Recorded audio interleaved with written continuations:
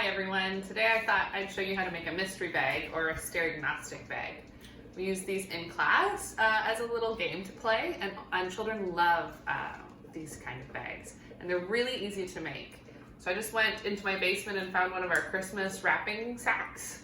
It's nice because I can fit both of my hands into it, and it has a drawstring so we can close it up.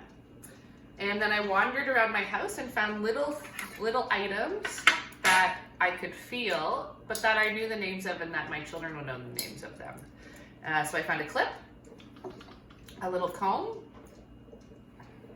a spoon, a brush, a little vegetable brush, a geode, a little doll, and a clip. So you can find 6 to 8 little objects and you can change them around when your children get bored of them. And this is how you use the sack.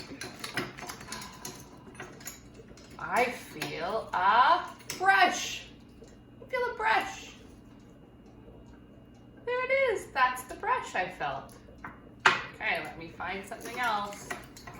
I feel a clip. A clip. It is a clip.